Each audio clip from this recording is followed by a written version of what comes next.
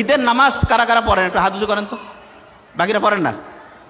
ঈদের নামাজ প্রত্যেকেই পড়ি। আচ্ছা, তাহলে ঈদের নামাজ যে পড়ি, ঈদের নামাজে রিয়েলি আপনাকে এবার হাত উঠাতে বলবো না, অনেকে ভুল করেন না, এদিক ওদিক তাকাচ্ছেন যে কি মানে যাবো নাকি হাত বাঁধবো, হয় না? 100% হয়। কিন্তু যখন আমি এই যে 5 ওয়াক্ত নামাজ পড়ি, এটা থেকেই হয়, প্রশ্নই আসে না। কারণটা কি?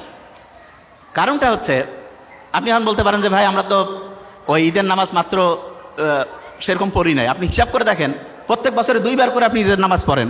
আপনি যদি 20 বছর ধরে নামাজ পড়তেছেন, 40 বার পড়ছেন, কিন্তু তারপর আপনার খেয়াল থাকে না। কারণটা কি? কারণটা হচ্ছে ওই যে একটু আগে বলছিলাম, যা কিছু পড়ি 1 সপ্তাহ পরে 80% ভুলে যাই। আপনি ঈদের নামাজ পড়েন তো বছরে 2 বার, আপনার পড়ার যে টেকনিকটা, যে নিয়মটা, সেটা শর্ট টার্ম মেমোরিতে থাকে, লং টার্মে আর রিজার্ভ হয় না। কিন্তু আপনি রেগুলার যে 5 ওয়াক্ত নামাজ পড়েন, এটা আপনার লং টার্ম মেমোরিতে রিজার্ভ হয়ে যায়। এই জন্য ঈদের নামাজটা এইটা থেকে একটা পড়ার টেকনিক বের করা যায়। সেটা কি? অনেক স্টুডেন্ট আছে বছরে একটা চ্যাপ্টার পড়লো, 6 মাস নাই, আর হঠাৎ করে বই থেকে প্রশ্ন করছে, জিজ্ঞাসা করছে, উত্তর দিতে পারতেছে না। কেন পারে না? কারণ পড়াটা শর্ট টার্ম থেকে হারাই গেছে।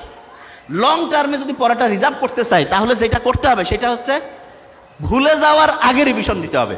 আমরা যে নামাজ পড়ি, প্রত্যেক দিন 5 ওয়াক্ত নামাজ পড়তেছি না, একে সূরা ফাতিহা ফির কমন দরকার কি? আল্লাহ তো কইতে পারতো যে দিনে একবার পড়বা, একটু করে পড়লে হবে। নো, 5 বার রাখছে। এই কারণে দেখবেন মুহাম্মদ সাল্লাল্লাহু আলাইহি ওয়াসাল্লামের একটা হাদিস আছে, দিনে যদি 5 বার কেউ গোসল করে, তাহলে তার শরীরে কোনো ময়লা থাকে না। না, আমাদের শরীর যত দ্রুত ময়লা হয়, তার চাইতে দ্রুত ময়লা হয় আমাদের ব্রেন।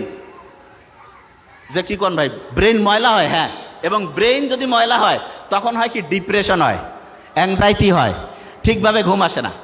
তা ব্রেনটা পরিষ্কার করার জন্য প্রত্যেক দিন 5 বার গোসল করার চাইতে উপকারী জিনিস নামাজের ব্যবস্থা আল্লাহ করছে।